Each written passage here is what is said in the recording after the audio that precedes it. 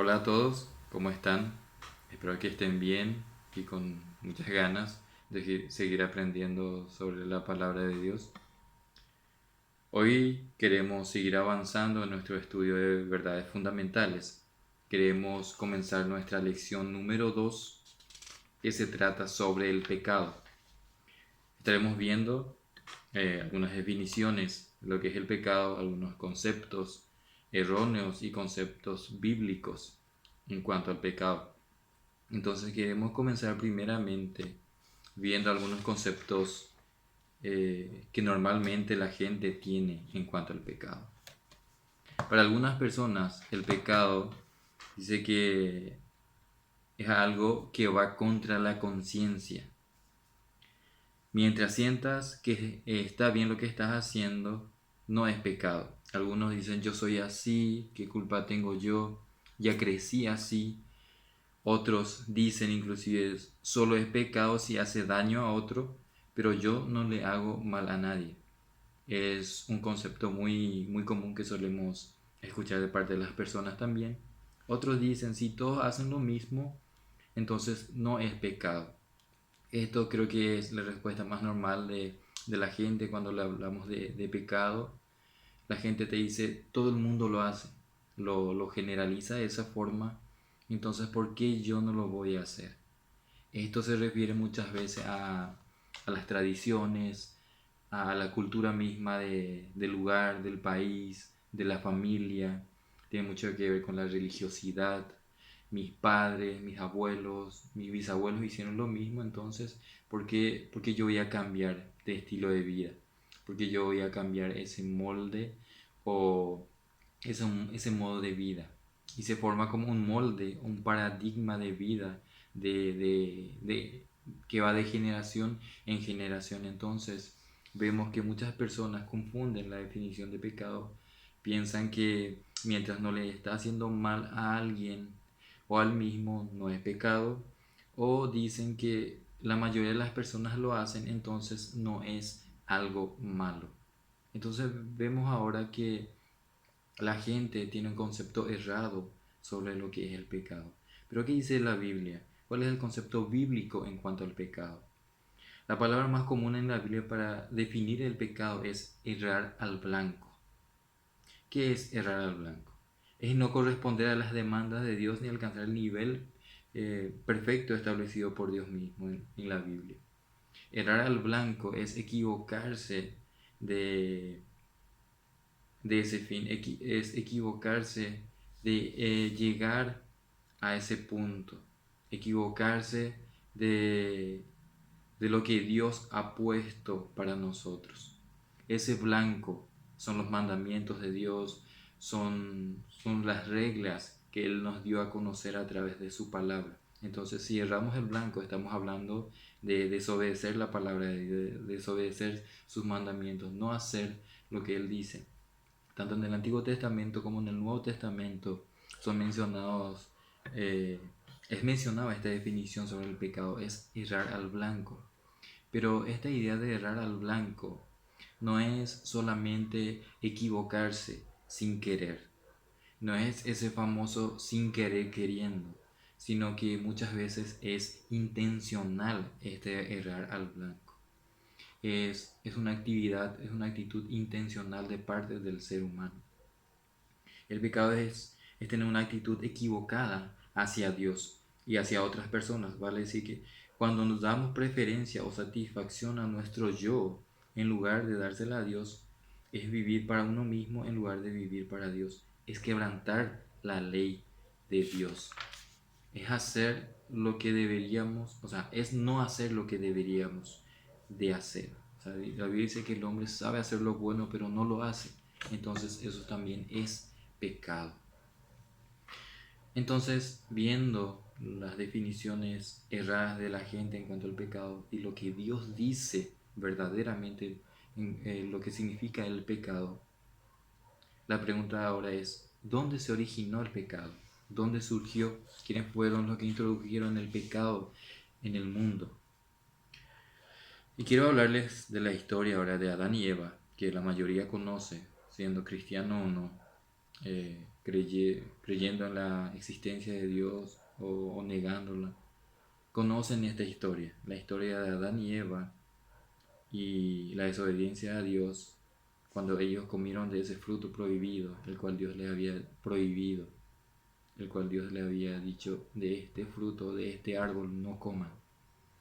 Dios le había dado a Adán y a Eva todo lo que había en el huerto del Edén para que ellos pudieran utilizar, para que ellos pudieran consumir, pero les había dicho que no coman de un fruto de un árbol en particular. Había un árbol que está en medio del huerto, dice la Biblia en Génesis 3, el cual Dios le dijo: de este árbol no coman, porque el día que coman de este árbol ciertamente morirán. Esa fue la orden que Dios le había dado a Adán y Eva. Pero ¿qué pasó? ¿Qué hicieron Adán y Eva? Dice que el primer pecado en la tierra se manifestó en el jardín del Edén, en Génesis 3, cuando Adán y Eva desobedecieron a Dios, dando mayor crédito a la mentira del diablo que a la palabra de Dios. Ellos quisieron independizarse para conocer y probar todo, incluyendo lo que les había sido prohibido. Adán resolvió ser su propio jefe y disponer de su vida como mejor le parecía. Así, por la desobediencia de ellos entró el pecado en el mundo y convirtiéndose ellos como los primeros pecadores. ¿Qué pasó ahí? ¿Tuvo la culpa el árbol? ¿O tuvo más peso las mentiras del diablo? ¿El ofrecimiento que les hizo Satanás a Adán y a Eva? Realmente lo importante es ver en esa historia es la desobediencia del hombre, la desobediencia de Adán y Eva en contra de Dios. Dios les había dado una orden específica diciéndoles: de este árbol, de este fruto, no coman, porque el día que coman, ciertamente morirán. Entonces ellos desobedecieron una orden directa de parte de Dios y por eso fueron expulsados del Edén. Pero, ¿cuáles son las consecuencias del pecado? ¿Qué produjo el pecado en el ser humano? Primeramente vemos que dice que es como una mancha, es como una mancha que ensucia al hombre y contamina todo su ser, revelándose en actitudes como rechazar la verdad de Dios, oponerse a su voluntad, hacer lo que a Él le desagrada.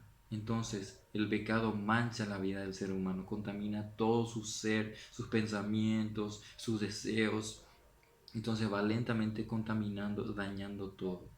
También se extiende y esclaviza. Podemos decir que el pecado es como una hierba mala, que si no se trata a tiempo, si no se destruye a tiempo, aumenta y daña todo lo que tiene a su alrededor. El pecado es como un animalito pequeño, como un gatito indefenso primeramente, que si nosotros no lo tratamos, ese gatito pequeño inofensivo, a nuestro parecer, se vuelve un león enorme, se vuelve un animal feroz con el cual nosotros ya no podemos pelear. Entonces, de esa forma se extiende y esclaviza, porque tenemos que tratarlo. Al descubrir ese pecado en nuestra vida, nosotros tenemos que tratarlo y renunciar a él. De otra forma, se va a volver mucho más grande, mucho más fuerte y ya no vamos a poder con él. Una tercera cosa también es que el pecado nos separa de Dios. Según Romanos 3:23, cuando el hombre pecó, se abrió una brecha de separación entre el hombre y Dios. El pecado separó al hombre de Dios, puso una barrera que no permitió esa comunicación, esa relación con Dios. Entonces, de esa forma que vemos que el pecado también produce una separación. Creo que eso es algo, lo más importante, una de las consecuencias más grandes del pecado, es que nos separa de Dios. También el pecado nos separa de los demás. El pecado hace que el hombre sea un ser egocéntrico y le impulsa a dar preferencia al yo en lugar de dársela a Dios. Entonces produce una actitud que destruye las relaciones interpersonales en la familia, con los amigos y con las diferentes personas, ¿verdad? Entonces crea esa separación entre el hombre y las demás personas, ¿verdad? Que destruye esa relación. También el pecado causa la muerte. Causa la muerte espiritual, que como ya dijimos, es la separación del hombre con Dios. Crea esa barrera de separación, entonces a eso se le llama una muerte espiritual. También una muerte física, porque el pecado condicionó nuestra existencia a un tiempo limitado sobre la tierra, según Salmos 90. Una muerte eterna o la muerte segunda. El castigo eterno de los muertos en pecado y la separación de Dios por toda la eternidad. No solamente en esta vida podemos estar separados de Dios, también después de la muerte podemos ser enviados a un lugar donde vamos a estar totalmente separados de Dios por toda la eternidad. Entonces, estas son las consecuencias del pecado, consecuencias catastróficas, diría yo, en cuanto a nuestra vida, lo que produce en nosotros el pecar, el desobedecer a Dios. Pero la pregunta es, ¿hay alguna solución, hay algún remedio para esto, para lo que es el pecado, para evitar estas consecuencias tan, tan fuertes para el ser humano? La buena noticia es que sí, existe una solución. Dios proveyó una salvación para el hombre, un remedio para el pecado y a la muerte eterna. Juan 3:16 dice, de tal manera Dios amó al mundo que dio a su único Hijo para que muriera por nosotros, para que todo aquel que crea en Él no se pierda, más tenga vida eterna. Jesucristo es la solución. Jesucristo fue el remedio proveído por Dios para la muerte y el perdón de nuestros pecados. Jesús pagó en la cruz del Calvario el castigo que nosotros merecíamos. Él se puso en nuestro lugar en esa cruz. Él se puso entre la muerte para que nosotros podamos vivir. Por Jesucristo somos limpiados de todos nuestros pecados. El perdón de Dios no solo es posible, el perdón de Dios solo es posible mediante Jesucristo, mediante su sacrificio. Porque en 1 Juan 1:9 dice, si confesamos nuestros pecados, Él es fiel y justo para perdonarnos y limpiarnos de toda maldad.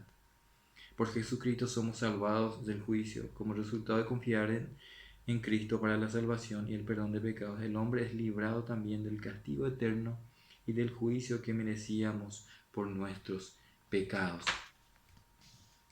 Entonces, viendo la definición de pecado, las consecuencias que trae el pecado a nuestra vida, ¿cuál es tu condición delante de Dios? Te pregunto en esta hora.